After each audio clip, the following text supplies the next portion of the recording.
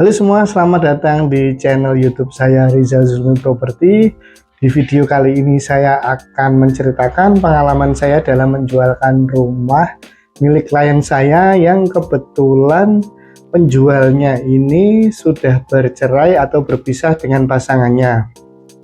Saya nggak tahu ini tips atau bukan, tapi semoga bermanfaat buat teman-teman, baik ketika teman-teman mau membeli properti yang penjualnya ini sudah bercerai dengan pasangannya, atau teman-teman sebagai penjual yang akan atau sudah berpisah dengan pasangannya. Sebelum lanjut, jangan lupa like, subscribe, dan share video ini. Semoga bermanfaat buat teman-teman semua. Berdasarkan pengalaman saya menjual properti di mana penjualnya ini sudah bercerai dengan pasangannya, ini lumayan ribet ya, terutama untuk properti yang merupakan harta gonogini atau harta bersama. Harta gonogini atau harta bersama ini adalah harta yang didapatkan atau dihasilkan pasangan suami istri ketika mereka masih dalam masa perkawinan. Saya akan bercerita pengalaman saya dalam menjualkan rumah dan tanah milik klien saya yang kebetulan sudah bercerai dengan pasangannya. Saya sudah 2 kali. Yang pertama itu beberapa tahun yang lalu ketika saya menjualkan rumah di daerah Sambiroto, Semarang, di mana si penjual ini seorang ibu-ibu yang sudah berpisah dengan mantan suaminya, di mana ketika si ibu ini menjual atau transaksi ini, si mantan suaminya ini walaupun sudah bercerai ikut tanda tangan akta jual beli di hadapan notaris. Yang kedua ini ketika saya menjualkan sebidang tanah di daerah Banyumanik, Semarang, kira-kira sebulan yang lalu. Si penjual ini seorang bapak-bapak yang sudah bercerai dengan mantan istrinya. Ketika menjual atau tanda tangan akta jual beli di depan notaris, si mantan istrinya ini tidak perlu tanda tangan atau hadir di hadapan notaris. Case yang pertama, ketika si ibu ini menjual rumahnya di daerah Sambiroto, rumah yang dijual itu merupakan harta gonogini atau harta bersama pasangan tersebut.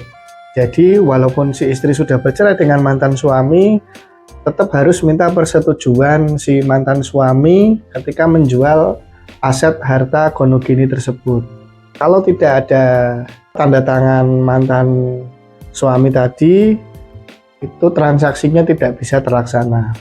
Kemudian case yang kedua, ketika saya menjual tanah di Banyumanik, di mana si bapak ini sebagai penjualnya ini tidak perlu menghadirkan mantan istrinya untuk tanda tangan di hadapan notaris.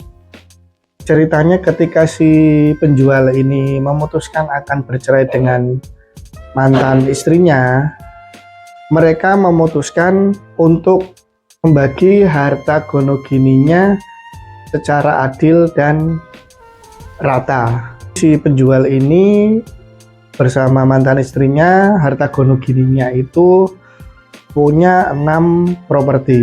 Jadi dibagi rata, si mantan suami ini mendapatkan 3 unit rumah dan tanah.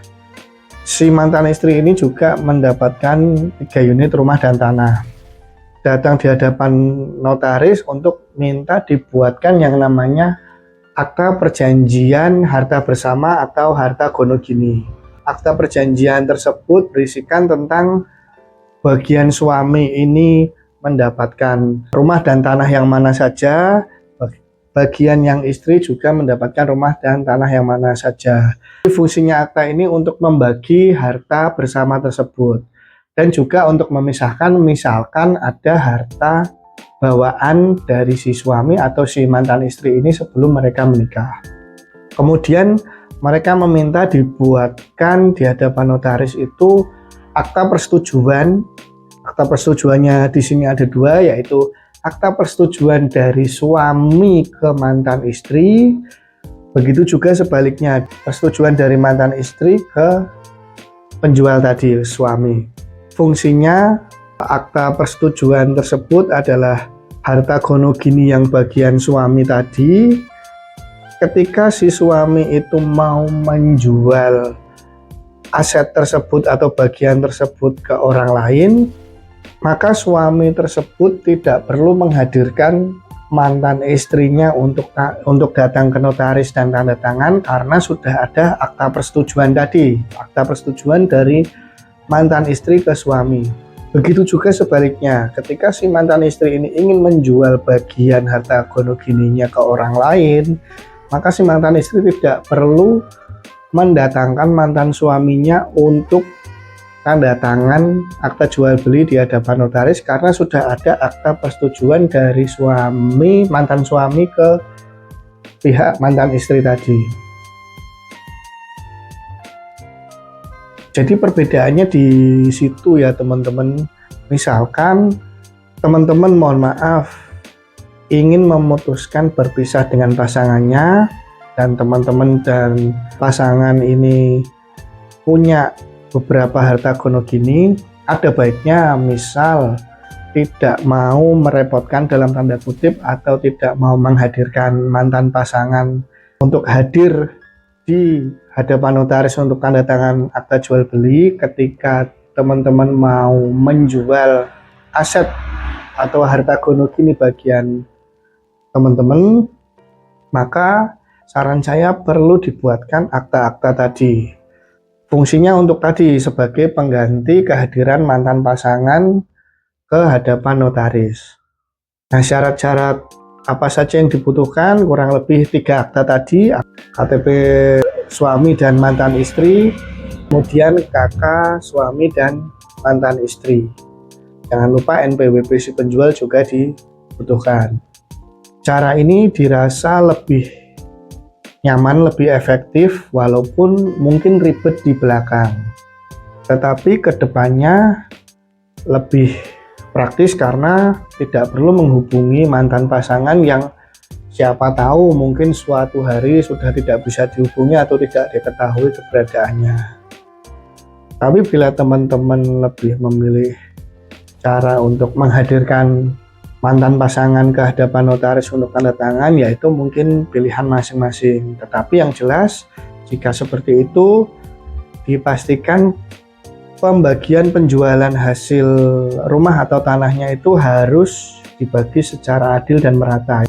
Kira-kira seperti itu dulu video tentang pengalaman saya dalam menjualkan properti milik klien saya yang kebetulan sudah bercerai. Terima kasih sudah menonton video ini. Jangan lupa follow Instagram saya @rizalzulmiproperty. Jangan lupa juga tonton video saya yang lain.